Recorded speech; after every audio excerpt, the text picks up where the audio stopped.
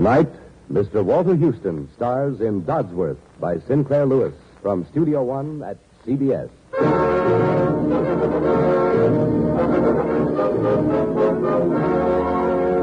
Fran, I'm willing to do anything I can to make you happy. I adore you. You know that. You're everything I have and want. Only we've got to cut out this nonsense of being wandering adventurers, and we've got to get back home.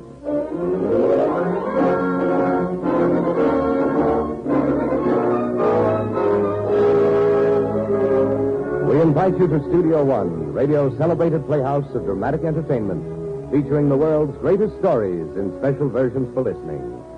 And now, to introduce tonight's great story, here is the director of Studio One, Fletcher Markle. Tonight, ladies and gentlemen, a romantic drama which has long been worthy of your returning attention. Of the impressive score of novels by Sinclair Lewis, Pulitzer and Nobel Prize winner, Dodsworth is perhaps his most intimately human story. It's a portrait of a recognizable type of married couple, the kind of Americans who went on the kind of European spree that became almost commonplace in the lives of the middle rich back in the middle 20s. Heading our cast in Vincent McConnor's special version for listening of Dodsworth, we have with us in Studio One tonight one of America's most consistently rewarding actors, Mr. Walter Houston. Moviegoers are currently applauding the greatness of Mr. Houston's most recent performance in a motion picture called Treasure of the Sierra Madre, written and directed by his son, John. But tonight, Mr. Houston recreates for us his first great performance, a role he originated on the stage, in motion pictures, and on the air, Sam Dodsworth. You'll be hearing Ann Seymour as Fran, with Mercedes McCambridge as Edith and Everett Sloane as Kurt. And now we fold back the calendar 23 years to bring you their lives and loves and times.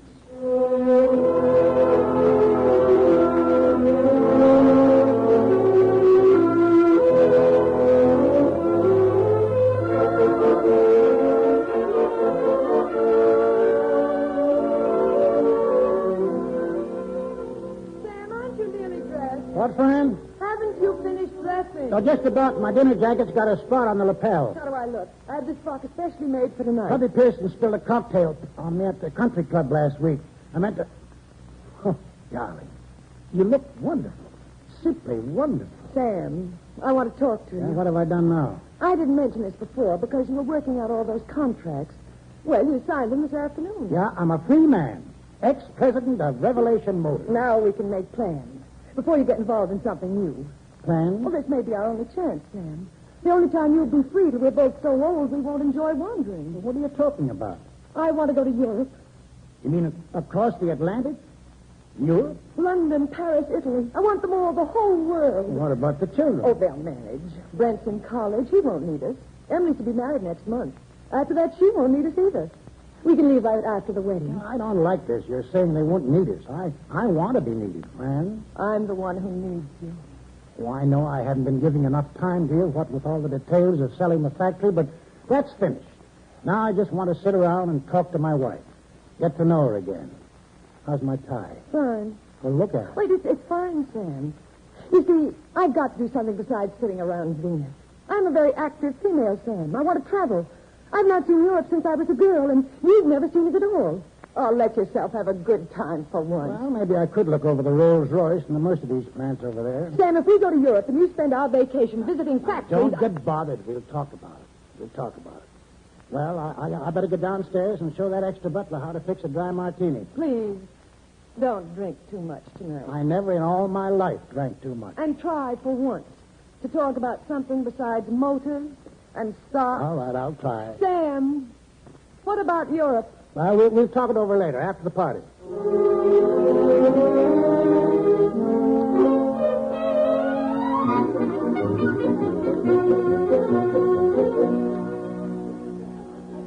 Sam, this is the best martini I ever tasted. Should be, Tubby. Made him myself. Where's Fran? Still crimping? Now, she'll be down in a minute. Hey, this is quite an night for you, Sam. You built up Revelation Motors to a big corporation, and now you've sold it for a fortune. I hear they've even offered you the job of vice president in their new company. That's right, Tubby. Well, Sam, you going to take it? I haven't decided. I don't know whether I'd like to be a small cog in a big machine. I'm used to building things, doing them myself. I don't think I'd like sitting in an office giving orders to others. Looks to me like you've joined the unemployed. I'll find something to do. Matter of fact, I got an idea for a new car. Dad, I wanted to tell you. Oh, Hello, Tubby, Mrs. Pearson. Emily, how's the girl? Aren't you staying for the party? Sorry, I have a date with my future husband. Couldn't you and Harry stay here for a Oh, while? we're driving over to look at that new house. In all this snow? Oh, you really must be in love. Oh, we are, Mrs. Pearson. Well, now, don't stay out too late. Your mother always worries. Dad, you look beautiful in that dinner jacket, like a Grand Duke or Now, something. don't waste your compliments on your father. Save them for Harry. He's waiting outside. I'll have to run. May see you later. Tell him I said drive carefully. All right. Looks like a perfect marriage, Emily and Harry McGee. Yeah, Emily married and Brent at college. Guess I'd better begin to dig in against the lonely 60. Sam Dodsworth, what a thing to say. So glad you could come. Oh, there's Fran. I'd give my right arm to have a dress like the one she's wearing. And I'd give my other arm if I had her figure. Never mind, honey. I like you the way you are. There's a perfect husband for you. Matilda, Tubby. Fran, it's a wonderful party. Best martinis west of New York City. Well, has Sam told you the news? You? You mean about selling the factory? No, about us. About Sam and me. Now, Fran, really, I don't We're think... going to Europe. Europe? The grand tour. Fran. Ha! Sam Dodsworth, you're a lucky guy. You sell your factory this afternoon and make a fortune. You got a beautiful wife, and now you're going to Europe with her. Yes, sir, you're a very lucky guy. Yes, Tubby, I guess I am.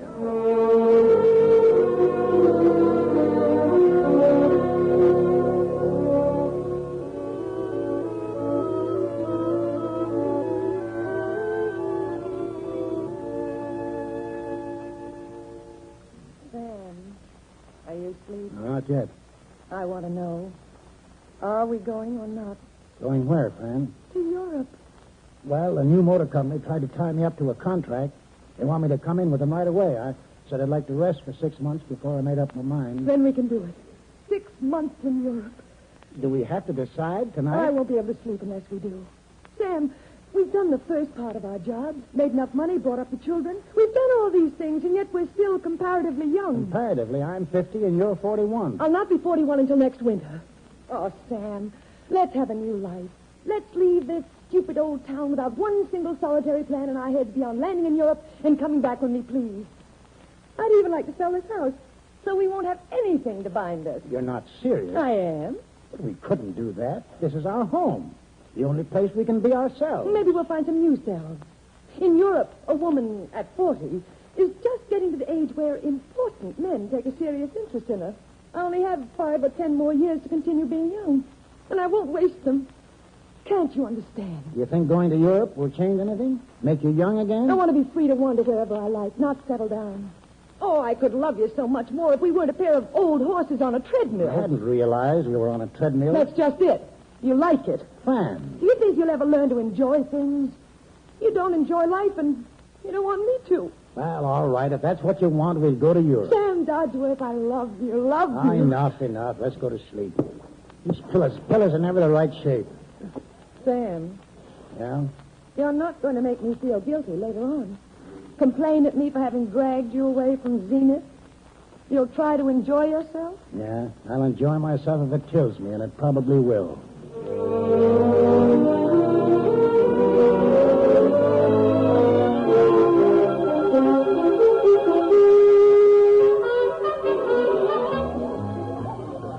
I love this music. So do I. I always thought it would be difficult dancing on board ship. Oh, not at all. That song's from a show. Sam and I saw it while we were in New York. Marilyn Miller on a white horse. We'll be talking at Southampton tomorrow. I, for one, will be very sorry. So will I. Major Lockett, you've made this a perfectly wonderful voice. Oh, I'm glad. Tell me, where are you and Mr. Dodsworth going? Oh, we've no plans beyond London. You'll stay there a bit? Well, if there aren't too many Americans about. Why is it that the traveling American is such a dreadful person, hunting down culture and so terribly grim about it? Why is it that you other Americans, you nice ones, are so much more snobbish than the English? Are we? Oh, appallingly.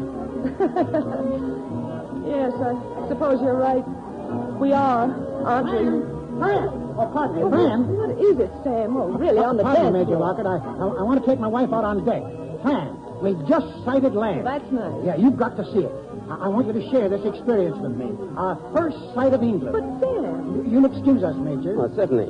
Shouldn't you wear your wrap, Mrs. Dodsworth? Oh, never mind the coat. Come on, Fran. Why did you have to rush me off like that? You've got to see this, Fran. Some sort of a lighthouse. Our first glimpse of England. Oh, pardon me. Through this door. It is cold out here. Yeah, I know it's cold, but look, darling, there it is. That light over there. Mother England.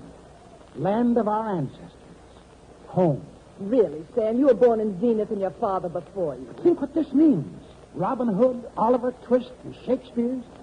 Oh, say, I just remembered I got some sort of cousins living in a place called Durham.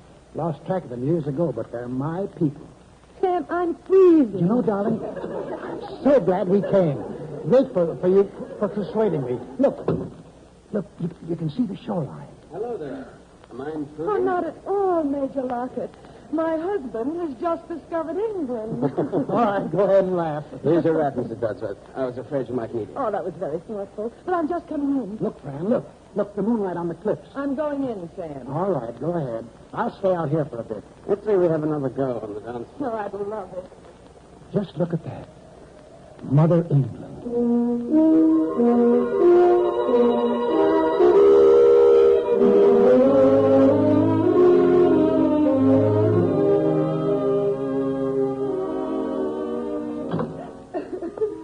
Fran, is that you? I'm here. The bedroom. What is it? What's wrong? Oh, you're back. How was your first bachelor dinner in London? All those American businessmen. Must have seemed like a meeting of the Rotary Club. Fran, what's the matter with you? Oh, you're crying. Anything wrong back home? I've always said it was really a compliment to a woman to be insulted. What are you talking about? Maybe it is a compliment, but... Oh, Sam, I don't like it. Who insulted you? I never gave him the slightest, littlest excuse. Oh, how I hate that man. He's a supercilious fool, that's what he is. Who is? It was after the opera. I suggested to Clyde, Major Lockett. Oh, Lockett, oh. What's he done? I thought we might go somewhere and dance. But he said all the good places were noisy, so couldn't we just come up here and talk? You brought him here? Well, I didn't see anything wrong with that. I was a little tired. First, he was awfully nice. He told me about his childhood, how lonely he'd been. Really, Fanny? Well, you know what a fool I am about children. How much I suffer at just the least little suggestion of anybody not having a happy childhood. I almost cried. He told me how much it had meant to him, just knowing me. Next thing I knew, he'd thrown his arms around me and was trying to kiss me. Kissed you, did he? Well, of course, I pushed him away. Well, I should think so. He found out that I was most certainly not going to let him kiss me. He got awfully nasty. Said I'd let him on. Mm-hmm. I'm not quite sure how to deal with this sort of thing. Deal with it? Yeah, I suppose that me to go out and shoot him or something. Oh, don't be silly. It was nothing of the sort. Well, I would feel like a fool. Matter of fact, I can't entirely blame the man. Samuel Dodsworth. Well, you flirted with him the whole time we were in London. Before that, on the ship. I've done no such thing. You had some excuse, I suppose, for thinking he could grab you off. You have such a nice way of always bawling me out in front of you. I have never said one word to embarrass you, not a single word. Oh, yes, you have. And Lockett naturally supposes I'm a fool. People who don't understand you think you're vulgar and ill-bred. Meaning Lockett? Sam, this is Europe, not a small town named Zenith. And I suppose you're an authority on Europe. I certainly am. After all, I've been here before. Yeah, when you were a small child, even Europe can change in 30 years. My father's house was always full of Europeans. And I've read more French and German and British books than you've read detective stories. Sam, you could never be a European. Van, stop sneering. I am not sneering. Well, you're completely right. I never could be a European. Why should I? I don't want to be anything but what I am. But I'll never try to prevent you from being as European as you want to. But just don't take this fight at Lockett out on me. But I'm sorry. I'm terribly ashamed. Ah, for Pete's sake, stop crying. Sam, I want to leave England. I couldn't stand it here with that man thinking he's laughing at me and talking about me. He wouldn't do that. Never knowing when I might run into him. I don't want to stay here. All right, let's go home. I've had enough. Let's get back to Zenith and open the house. Oh, no. Not yet. We've only been away a month. Couldn't we go to France? France? You promised me we would. Well, if that's what you want. I do. We can start out all over again. I won't make a fool of myself this time. Oh, you'll like Paris. Brioche, red plush wall seats, and fat lady cashiers. All right, Fran. We'll start over again. In Paris.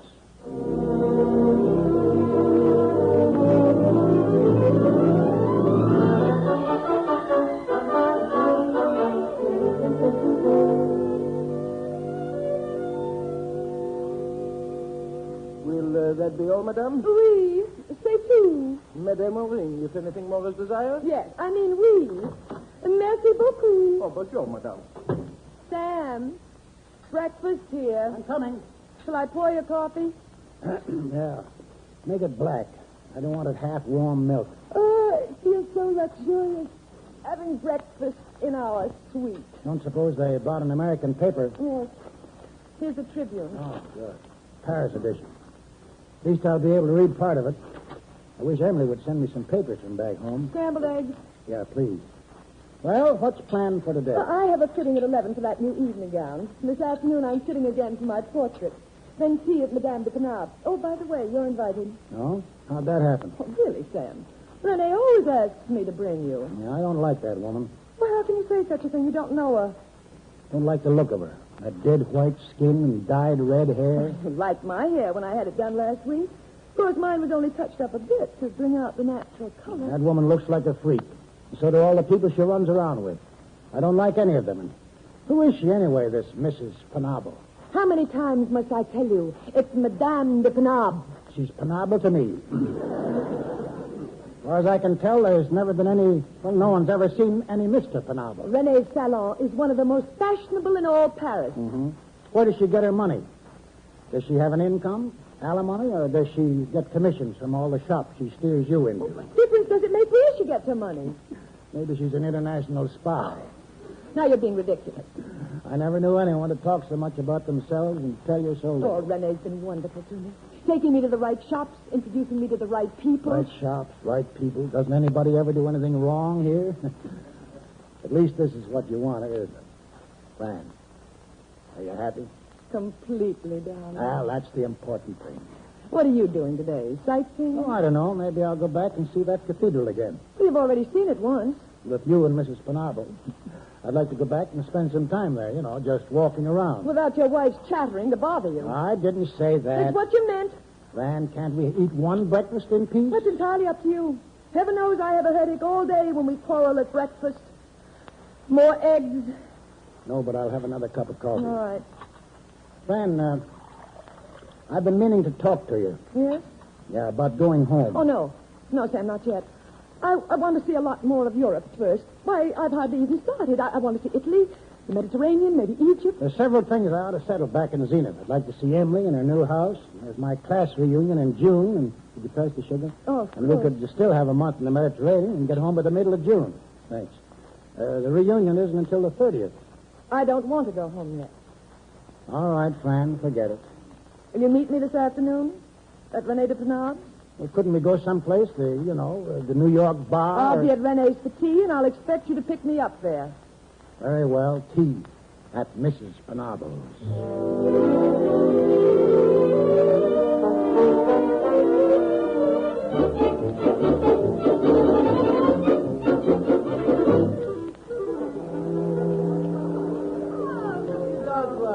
Madame de Penable. I am so glad you could come.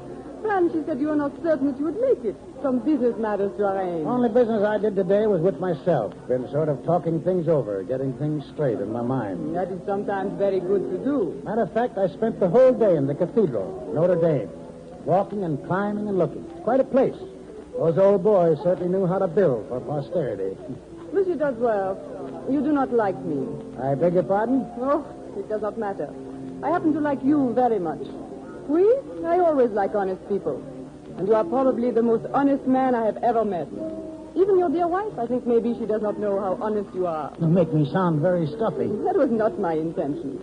I meant what I said to be a compliment. I'm sure you did. By the way, where is my wife? Over there, surrounded by all those young men. Ah, yes, I see her now. Fran has overwhelmed them, especially the young aviator. Yeah, the dark fellow with all the hair. That is Captain Giussero. He's an Italian, very fine, old family. Our friends back home would hardly know, Fran. Yes, she has changed. Even in the short months that I have known her. So much gayer, happier, younger. Yeah, she is. Monsieur Dodsworth, do not let your wife change too much. Frankly, I don't want her to change at all. I have seen so many of your American women come to Europe. Seen them swept up into a new kind of life. Some of them never go home again. Fran and I are going back to Zenith the end of this month. Oh, I am so glad. I would not care to see Fran become one of those women who does not go home. Traveling from the nightclubs of Paris to the nightclubs of Rome. Always traveling. And with no place to go. Would you give Fran a message for me? But of course, Monsieur Dodsworth. Tell her to meet me at the hotel. Do you not want me to call her over? No. I am certain she has not noticed that you are here. No, don't bother. I have an errand to do. I am so glad you dropped by. We had this little chat. Yes, so am I. Very glad.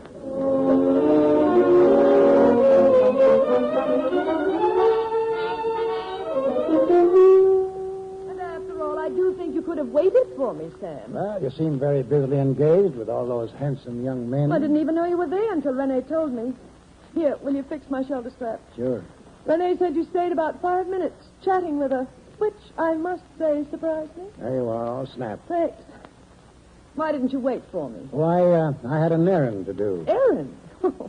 Really? I had to get that nice Captain Giacero to bring me back to the hotel. The young man with all the hair? Italians have such breeding. He could call himself Count Giacero if he wanted to. Doesn't he want to? Whatever I say, you twist it around and throw it right back at me. Well, I'm not going to let you tonight. I intend to have a luxurious dinner at some little cafe, and then we'll meet Rene and Captain Giacero at the ballet. The handsome captain again, huh? They're dancing l'après-midi tonight. Dancing what? That thing about the fawn and the scar. Couldn't we go someplace else, just the two of us? Certainly not. Rene got a box at the ballet, just for us. All they do, Penable and her whole gang of hangers-on, is gossip and chatter, show off like a lot of exhibitionists. Just a bunch of wasters. Rene de Penable is the intimate friend of the most exclusive aristocracy. So what? Will you kindly stop sneering? You really don't do it very well, Sam.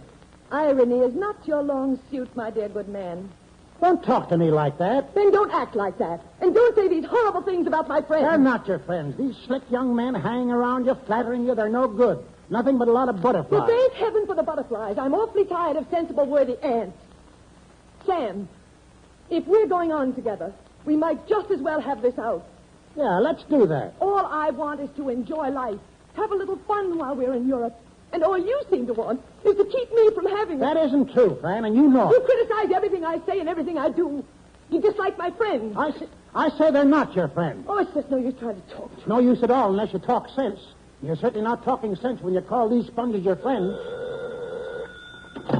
Hello?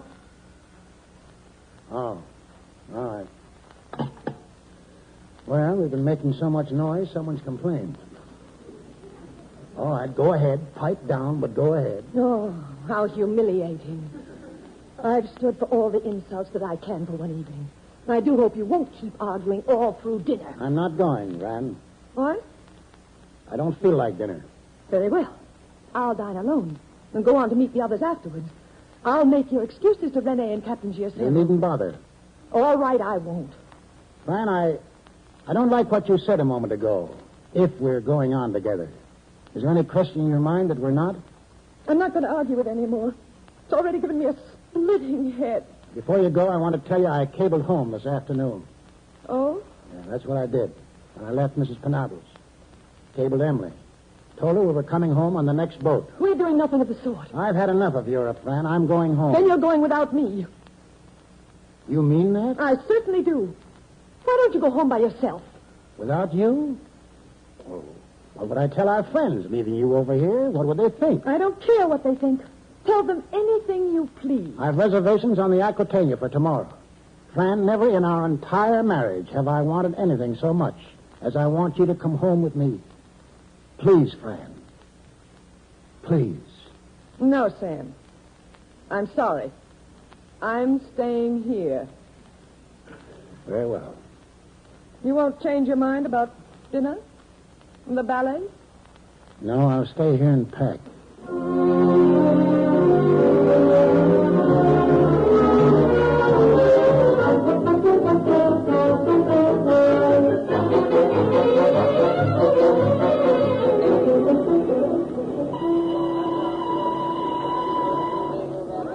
Darling, all at once I realized how much I'll miss you. Do you have to cry, Fran? I'm sorry. I know I swore I wouldn't. Sam, I almost wish I was sailing with you. Perhaps I'll not stay here very long after all. Perhaps I'll come home. When, Fran? When? Well, I don't know. Maybe next month, sometime this summer. Meanwhile, do have the very best time you can, darling, without me. I think I've had enough good times for a while. Give my love to the children. Of course. Remember me to the Pearsons, especially Tubby. Tell them they promised to come to Paris while we were here. I'll tell them. Oh, my dear. Try and forgive your idiotic, feather-brained wife. And take care of yourself. Did I remember to tell you today that I adore you? Sam. Let me know if there's anything you need, or money or anything. Write me every day. Don't be angry with me. No. I'm not angry, friend. Believe me. Well, be angry if it will make you any happier. Oh, Sam. My darling. You're a big, clumsy bear. But I adore you. Go on now. Get on that train before I fall. All right, friend. Come home as soon as you can. I hope it won't be too long.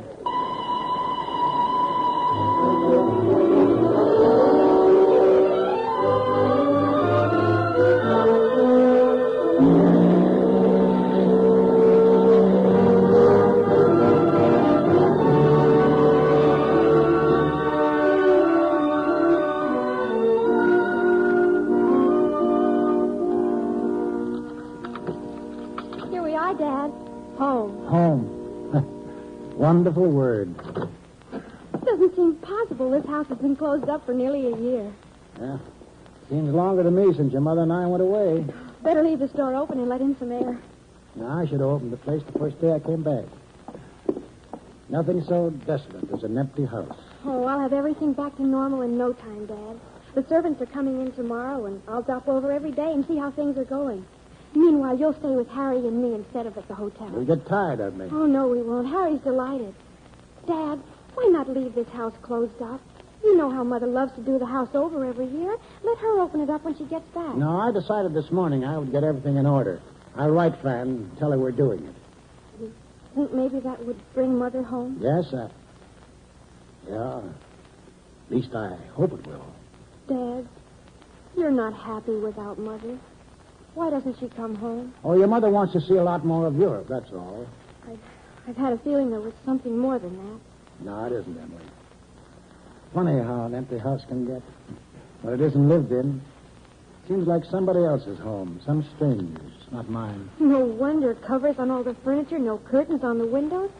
Dad, why don't we get new curtains for the living room? You mean replace the ones we had, those reddish ones with the big flowers? Yes, surprise Mother with new ones, something very fancy. Oh, I don't know. I always liked those old curtains. All right, darling, we won't change them. We'll do something else to surprise Mother. Dad, when do you think she will come back? Oh, I don't know, Emily. Look here. These blinds are getting cracked. Better order some new ones. Maybe she'll come back since she had a falling out with Mrs. Penal. Oh, she wrote in her last letter she might return to Paris. You liked Paris, didn't you, Dad? Yeah, very much. Yeah, Paris like a series of villages. Narrow streets, little shops. It's very gay there. Your mother is very fond of Paris. Emily, I'm going back. I thought you would, Dad. How soon? As soon as I can book passage. Tomorrow, if possible. I'm going to get your mother, and I'm going to bring her home.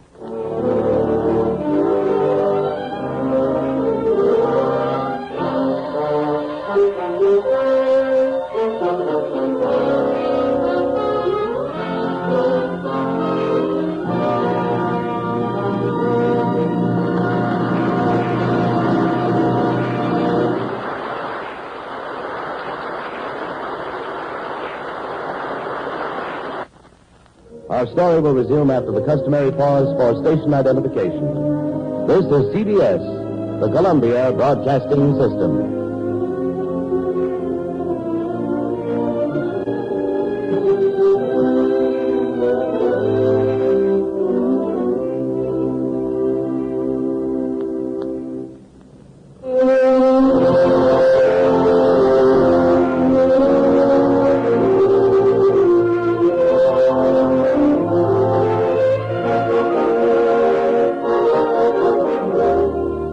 From Studio One, we continue tonight's full-hour dramatic entertainment. Walter Houston stars in Fletcher Markle's production of Dodsworth.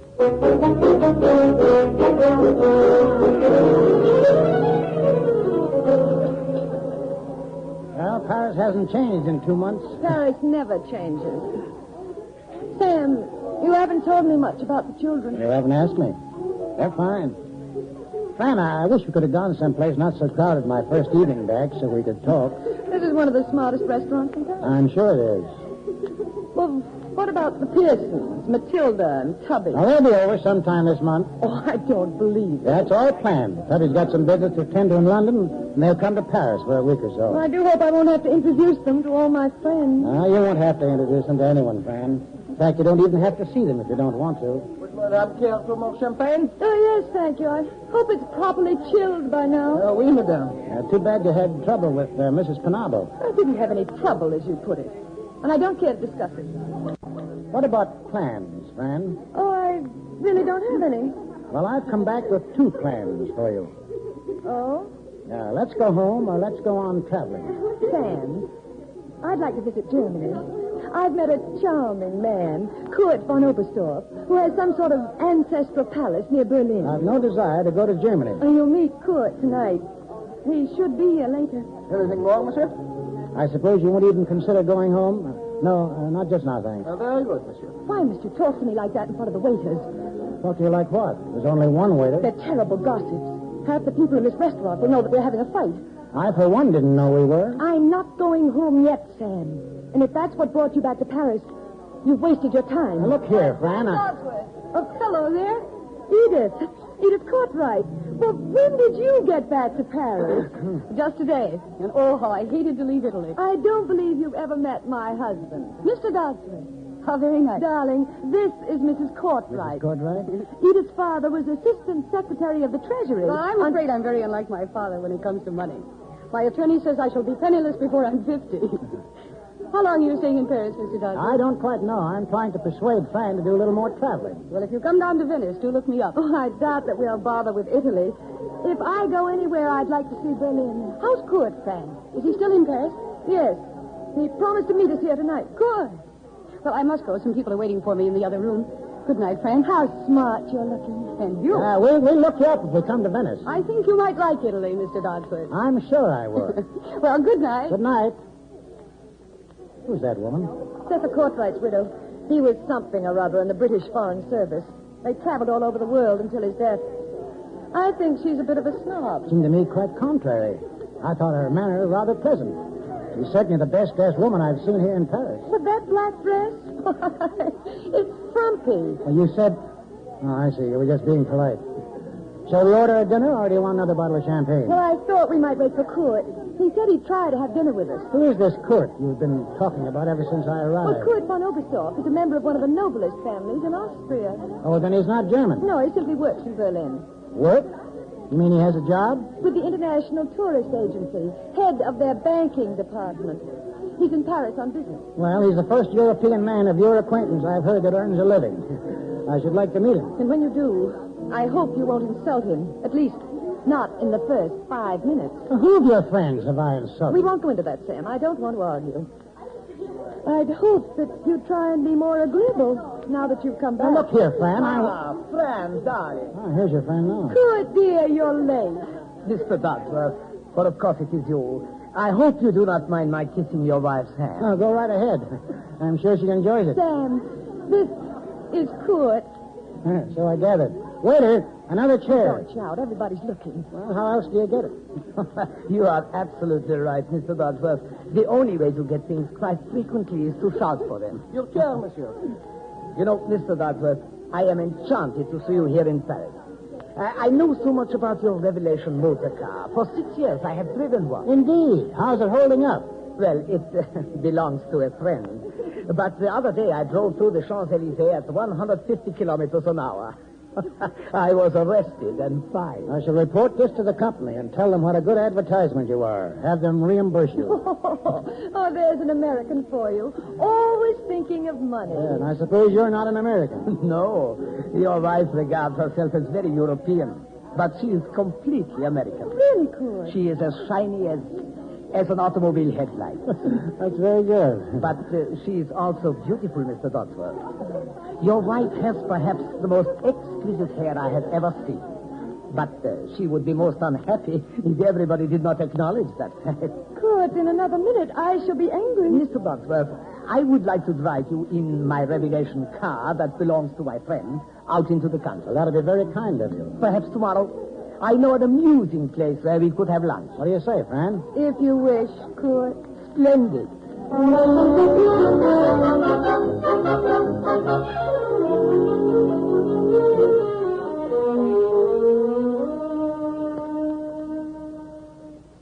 What's that you're doing, Fran? Well, what do you mean, dear? Oh, putting perfume on my hands? Well, I never saw you do that before. Well, all the women do it in Paris. In case they get their hands kissed, huh? Really, Sam. This Kurt, he's quite a fella for kissing hands. It's the custom over here. Oh, I don't mind. It seems kind of silly, that's all. I do think he's sort of bossy, though. Good. Bossy. You know, always telling us where to go and what we're to do. But he's only doing that for us.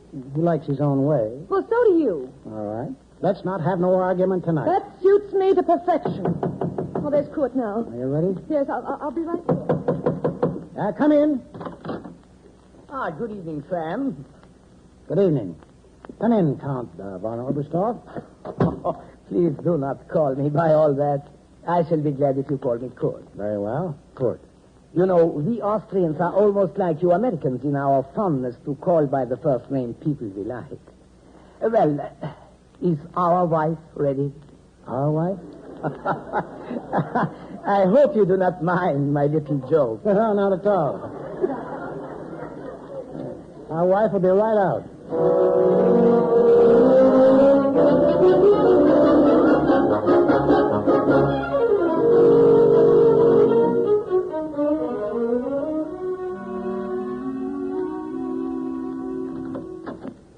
That you, Fran?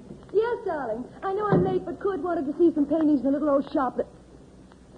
Was anything wrong? I just got a cable from our son-in-law. Oh? Emily's had a baby. Baby. Emily. 9-pound boy.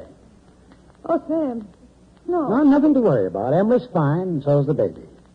This is terrible. Well, what do you mean by that?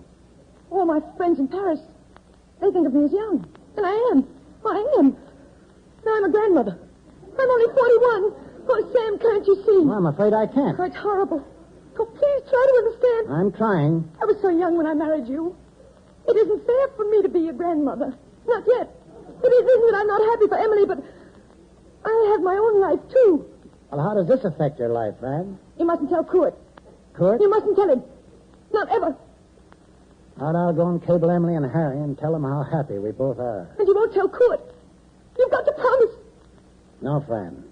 I won't tell Kurt.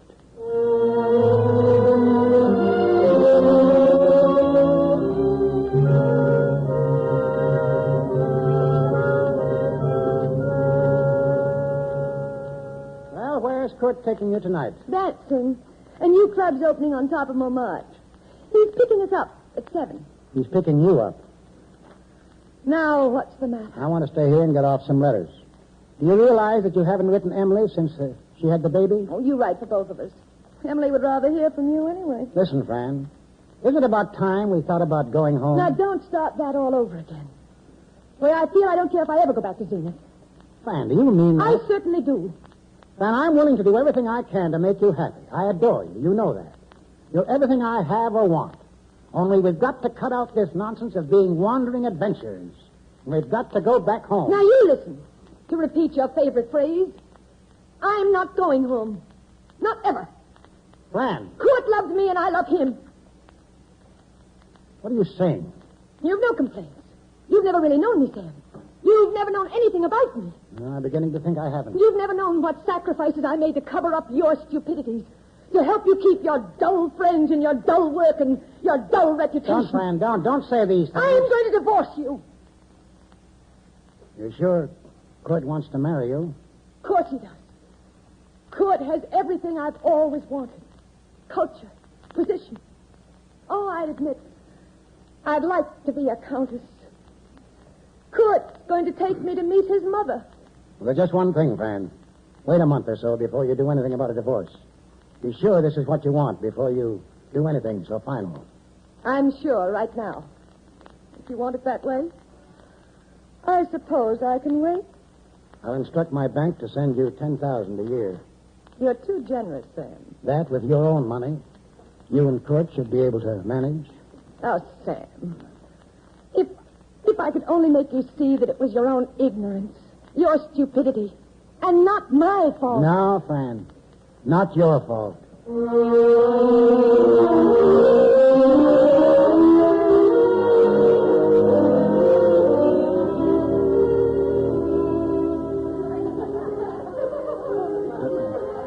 having fun in Paris, aren't you, Tubby dear? I haven't had so much fun in a month of Sundays. That's fine, dear. Have a time for yourself. Just have a time. Don't mind, Tubby.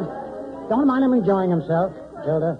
Oh, heavens, no. I never really complain. Don't think much of females who fight with their menfolk. Absolutely right. Hey, you know, you're quite a gal, quite a wife. Me? Oh, life's too short to raise the roof when Tubby makes a fool of himself. I like to see him happy, having a good time. Waiter.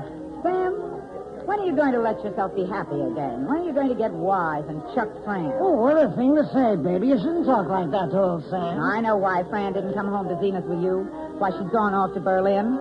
She didn't want to be bothered with Tubby and me, that's what. Baby, you're talking too much. Matilda. This is something I've been wanting to tell Sam for a long time. I've seen you change, Sam, these last years. You've been getting more silent, more sort of scared and unsure of yourself, while Fran's been preening her feathers, feeling more and more that she's the one who kept up your position. Well, I've been kind of tired and confused, that's all. Sam, you're humble and kind and good. Too good.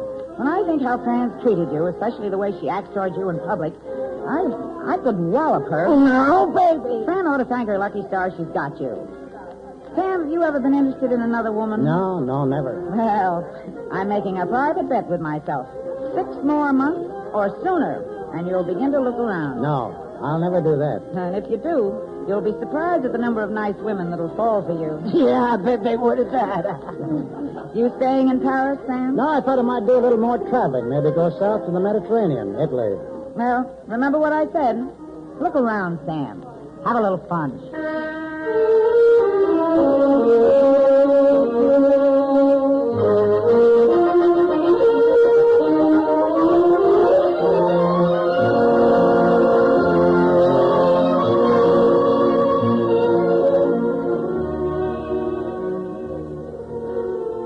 I'm afraid I've frightened some of your pigeons away. It's one of them that can fly. They're so fat. Whoever comes to Venice must feed St. Mark's pigeons. You know, it was so surprising seeing you here in Italy. Yeah, you know, I'd almost forgotten your name, Mrs. Cartwright. Where are you and Fran staying? And why hasn't she phoned? Well, Fran isn't with me. She's visiting friends in Berlin. You're here alone? Well, then you must certainly come to tea. Whenever you say. I'm free any day. And what about today? I'd love it. Come along, then. I've a bit of shopping to do, and you can pick out what you'd like to have for tea. Mrs. There's a Cartwright. wonderful pastry shop just across the square. You know, you don't know it, but you're about to save my life.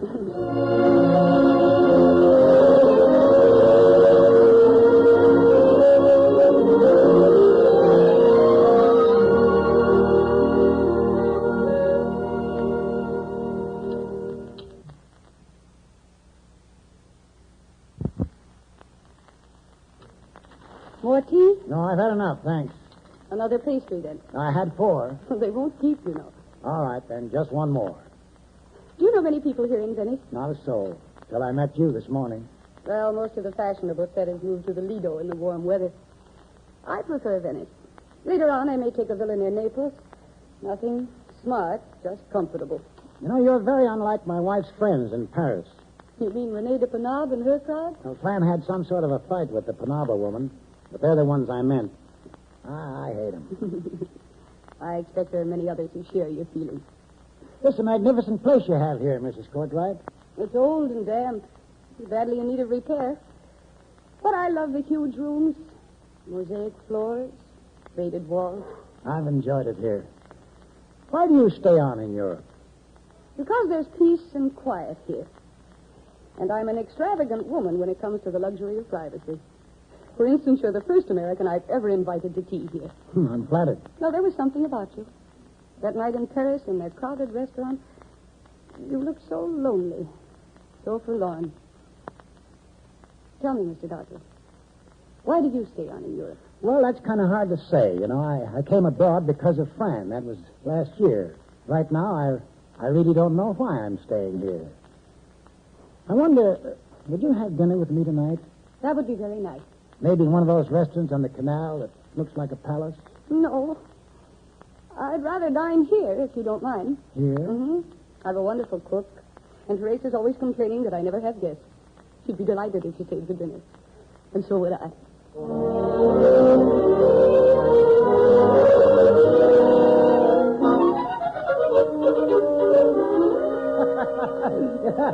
I still say I like Italian music better than Wagner. With Puccini, you always know where you stand. Well, that's one way of putting it.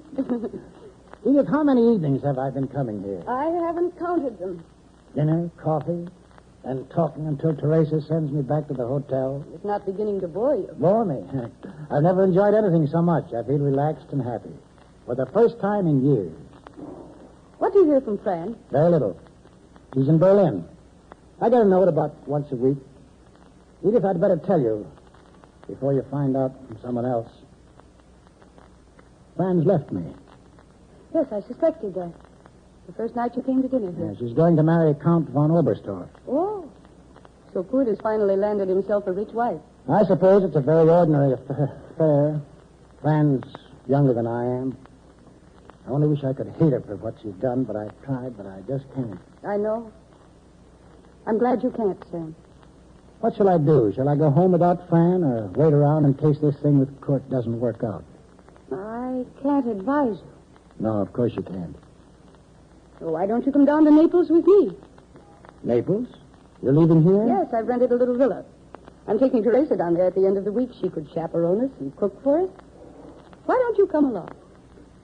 Say you'll come. Yeah, I'll come. Well,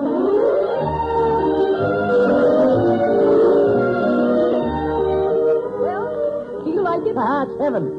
Vineyards and gardens and villas overlooking the bay. I think you'll be happy here, Sam. I know I will.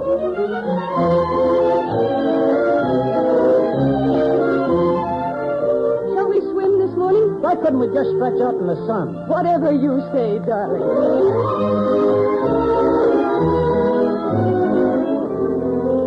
Sam, the Baron and Baroness Ercole are staying at the hotel across the bay. Oh? They're very nice. Shall I ask them here for dinner some night? Yeah. Some night next year. Any special month? Some month we're not here.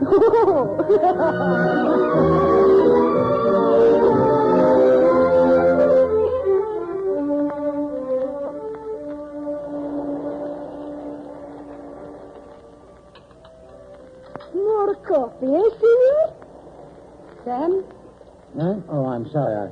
I'm afraid I wasn't listening. another cup coffee? No, thanks. But I would like some brandy, though. Yes, senor, right away, huh? You're very quiet tonight, Sam. That's my mood, I guess. Well, that's a good mood. It's a wonderful, wonderful dining here on the terrace. That view of the bay. Curious thing, Edith. Yes? This house of yours that I never saw until the other day. It's the first house I ever felt really at home in. I actually dared to give an order. No, I don't want coffee, but I would like brandy. You know? Oh, I'm sure Fran never meant to be one of those domestic dictators. Fran. Yes, Fran. The brandy, senor.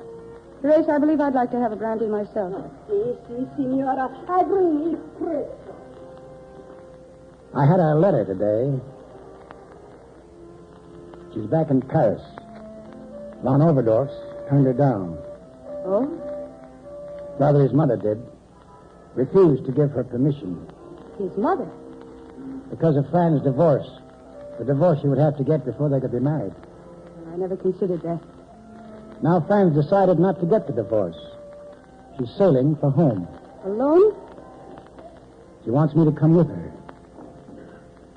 Says there's a boat leaving Cherbourg on Friday. Well, Sam?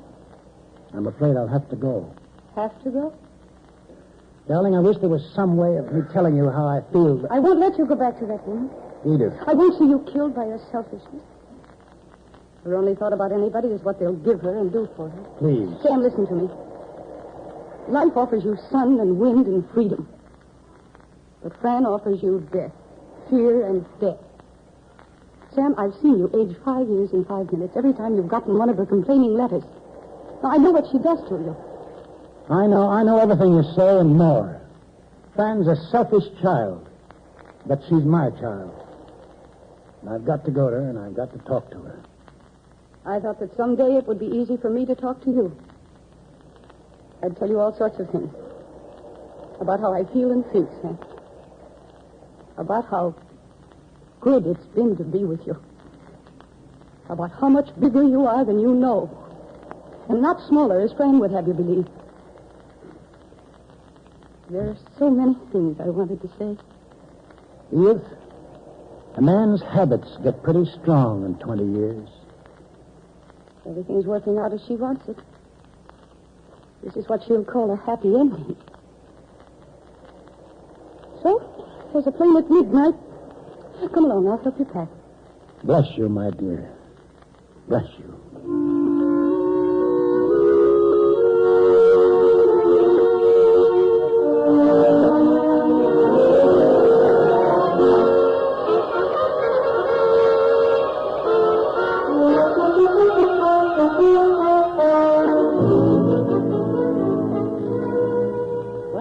Wonderful in that suit. Well, it's a Scaparelli, darling. And such a bargain. Got it for almost nothing. I'll bet you're a wonderful flame, Mrs. Cup. Well, it's funny. I never can seem to remember her name, Sam. Quite right. Oh, yes. She's frightfully clever, I'm sure. I'll bet you'd have paid twice as much for this suit. Is there more luggage, madame? No. That's the last, except for my husband's. What about yours, Sam? I'll attend to it. I will have everything waiting, madame. We'll be right down. Oh, Sam, you better hurry. There's not much time. We'll make it. Nice to be going somewhere again. Oh, you can't know how tired I got. Oh, you were so right about Court. Was I? I don't know how you guessed it. You'd be the first to admit that usually you aren't so awfully good at judging character. But from the beginning, you were right about Court. And his mother. The most horrible, awful, old, stiff-necked woman. I don't like to hear you ride courting his mother that way. Oh, you're right, darling. I'll be a good girl, I promise. Well, we've both learned lots in all this, don't you think? In the future, I won't be so flighty, and you won't be so irritable. I'm sure you won't. Fran. Hadn't you better tend to your baggage so we can go? Fran, I want to talk to you. Oh, darling, we've days ahead of us aboard ship to do all the talking you want. No, I want to talk to you now. I'm not going off someplace and leaving you. Oh, come along, darling. You don't want to miss the boat train. I guess there's no use trying to be tactful about this. You won't listen. Do what, tactfully? It just won't work, Fran. I'm sure of that now. We'll never be able to make a go of it, never. What have I done now? It isn't what you've done today. Haven't you learned anything? Not one single thing out of all our sorrows. Our sorrows? Will you kindly, Mr. Dodsworth, be a little less mysterious and tell me just what it is I've done to hurt your tender little feelings this time? You don't get me, Fran. I'm not trying to make a scene. I'm not blaming you or criticizing you. But I meant what I said. We'll never be able to make a go of it. I'm not coming home with you. Sam, Now, what are you doing? Get me long distance. Long distance. I want to put a call through to Italy. Italy, yes. The Villa Airco at Naples. That's right. I'll hold on. Sam, what is to become of me? I don't know, and I don't care. Oh, you do manage to hurt me. I congratulate you. Please, Fran, let's not fight. All this time I've been flattering myself. You really wanted me to come back to you. I'm not going to be polite, Fran. I'm sure you're not. What's going to become of you, I don't know. But I guess it'll be the same thing that's been becoming of you all these years. Yes, operator, I'm still here. Fran, you haven't needed me or wanted me for a long time. Even back in Zenith, you found people to play with. Plenty of beaus and such. I suppose you'll go on finding them until you're an old woman. That horrid Sam Dodsworth. Yeah, the first time in all our argument, I'm thinking of what's become of me. I hate you, Sam. I hate you. I can't help you anymore, Fran. You could kill me. I'd let you go on the way you have in the past. I didn't mind you used to embarrassing me, continually putting me in my place.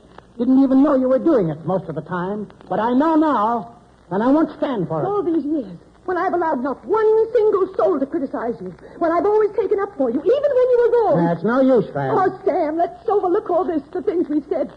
We'll both be sorry after we've thought it over. Oh, now come along or we'll be late. Don't you understand, Fran? I'm not coming. Well, what'll I say to the folks back home? I don't care what you say. Tell them anything. Tell them the truth. Tell them I'm going to marry the only woman who ever loved me. Tell them we're finished, you and I. I won't stay here and listen to this. We're through. Tell them Sam Dodsworth took all he could, and he's not taking any more. Hello? Hello. All right. Edith, it's me. Yeah, Sam. Fran will be going home, back to Zenith without me. I'm flying to Naples on the next plane. Yes, my darling. I'm coming back.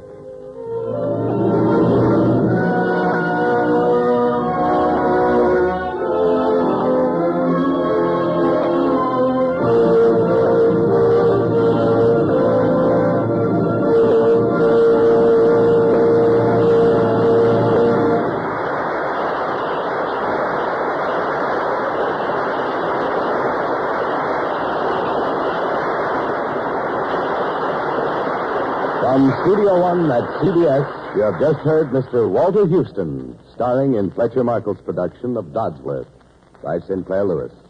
Another full hour of outstanding dramatic entertainment from radio's celebrated playhouse. Tonight's script was especially prepared for this series by Vincent McConnor, and the original music was composed and conducted by Alexander Semler. Now again, Mr. Markle. May a producer identify the principals in our cast tonight? In the foreground Sam Dodsworth. was played, of course, by Mr. Houston. Fred Dodsworth. Was played by Ann Seymour. Edith Courtwright. Was Mercedes McCambridge. Kurt von Oberstdorf. Was Everett Sloan. Emily. Was Rosemary Rice. Madame de Pinable. Was played by Molly Ballantyne. Luella Gear was Matilda. Robert Dryden was Tubby. And actively assisting were Hedley Rennie, Louis Quinn, and Miriam Wolfe. Next week from Studio One, one of the most striking and forceful portraits of prize fighting known to theatrical literature. A very wonderful story that is tough and yet tender. It is, in fact, one of the most exciting plays of the American theater. The story of a young man torn between two careers, as a musician and as a prize fighter. It's a story of love in New York, of ambition, and what happens because of it. The story is Golden Boy by Clifford Odets. And as our visiting star, we welcome from Hollywood Mr. Dane Clark. We hope you'll be with us. Now, until next week, until Golden Boy by Clifford Odets, starring Dane Clark, this is Fletcher Markle with a good night, and thank you from all of us in Studio One.